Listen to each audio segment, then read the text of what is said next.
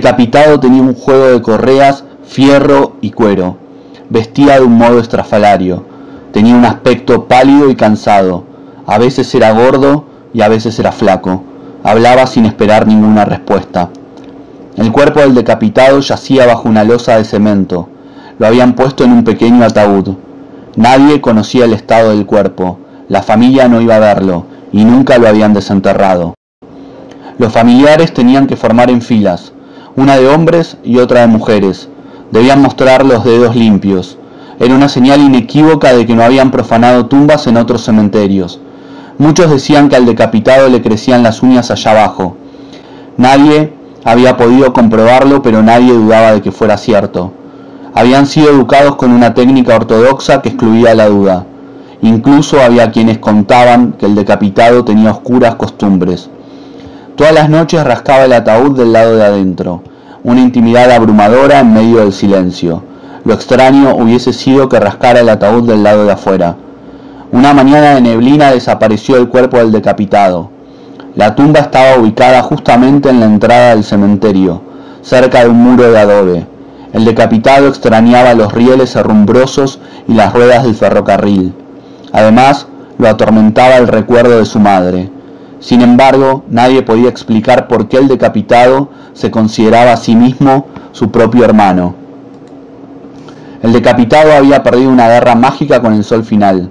No podía hacer una cronología exacta de los hechos, pero había perdido más de una batalla, y esa no podía ser una acción sin consecuencias. Durante un tiempo se mantuvieron lejos uno del otro, pero el sol final tenía bastante desarrollado el sentido del olfato. El decapitado dibujaba con una velocidad asombrosa. ¿Qué dibujaba? Esvásticas, cruces gamadas. Pero el sol final dibujaba otra cosa, y con una velocidad mucho mayor. El monstruo quería recoger el cadáver del decapitado y darle una sagrada sepultura, pero el decapitado no se dejaba atrapar. Los familiares explicaron que no había ninguna novedad. Según ellos, el decapitado había perdido la cabeza mucho tiempo antes. Tampoco los sorprendía que tuviera problemas psicomotrices. El monstruo se había inventado un pasado a medida.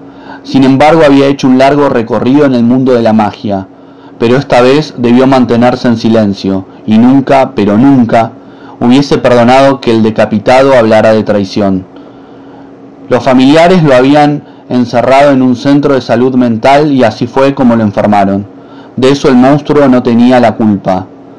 Había hecho todo lo que estuvo a su alcance, pero el decapitado tenía las horas contadas.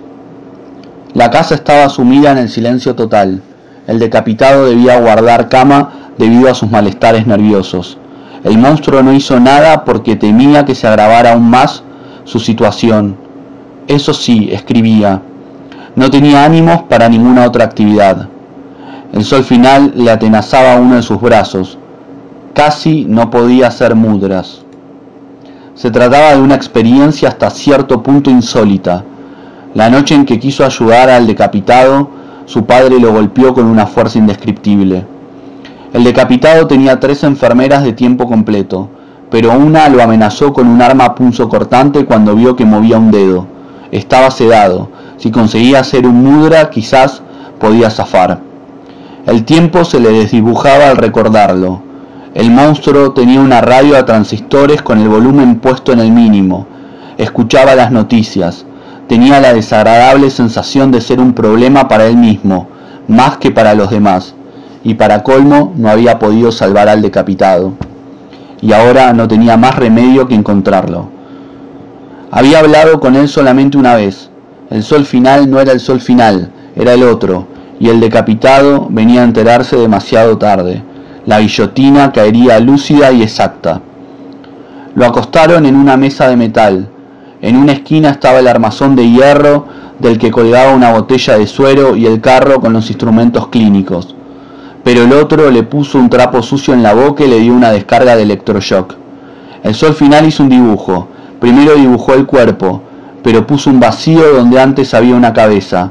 Por último dibujó el ferrocarril y escribió un nombre: Estación Belgrano, QEPD. Había un olor penetrante en el aire. Al decapitado el estómago le empezó a crujir. Había una ventana abierta, pero no se le pasó por la cabeza salir. Esa idea estaba bloqueada por la magia. La última vez que vieron al decapitado estaba escribiendo en una libretita la historia de su vida, como si fuera la historia de otro. Cosas que no se dijeron sobre el decapitado, cosas que no se pueden decir, el que sabe no habla, etc. ¿Puede el decapitado ser o no ser Marcelo Fox? ¿Puede el monstruo ser o no ser Laiseca? ¿Puede el sol final ser o no ser Itakar Hali? Pero el otro siempre es el otro. El otro iba a caballo y curvaba la espalda, pero no podía galopar cuando se acercaba a un templo. El otro protegía a sus seguidores. Muchos le pedían la bendición cuando lo veían pasar a caballo. Pero un día llegó a un pueblo de la provincia, Monte Grande. Nadie lo conocía. El otro se acercó a uno y le dijo: «Yo soy el otro». «Claro», le dijo el hombre y siguió haciendo sus cosas. Después se acercó a otro y le dijo: «Yo soy el otro». «No me digas», dijo el otro hombre y se limpió los dientes con un piolín. Después se acercó a otro y le dijo: «Yo soy el otro». «Sí, sí, seguro», dijo el otro hombre y sonrió de forma desmesurada. Después se acercó a otro y le dijo: «Yo soy el otro». «Ajá», dijo el otro hombre y se quedó mirándolo. Después se acercó a otro y le dijo: «Yo soy el otro», y este se postró a sus pies. Entonces el otro sacó el sable y le cortó la cabeza y el decapitado se levantó. Todo volvía a empezar, una y otra vez. «Yo no escribo novelas, yo no escribo crítica literaria, yo no corto la prosa, yo solo escribo frases, primero una, después otra y así siguiendo. El autor no ha muerto, hay que decapitarlo. Todos los autores deberíamos decapitarnos. ¿Podríamos ponerle la cabeza de uno a otro y viceversa? Sí, solo un momento, para volver a decapitarlos, y decapitarlos mejor. Este texto no está escrito con ideas, sino con frases. El decapitado se fue, pero su cabeza nos sigue hablando. Yo la puse en un frasco con formol. De lejos parece una remolacha, con pelos. Surge una pregunta que guarda relación con el futuro de la literatura argentina. ¿Qué hacer con la cabeza del decapitado? A. Complejas estructuras narrativas. B. No se puede responder.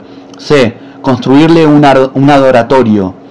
D. Averiguar con preguntas al oído si el cuerpo del decapitado tampoco tiene piernas y brazos. E. Esculpirle un cuerpo en granito para ser colocado en la Biblioteca Nacional o en la Estación Belgrano. F. Contarle los ojos.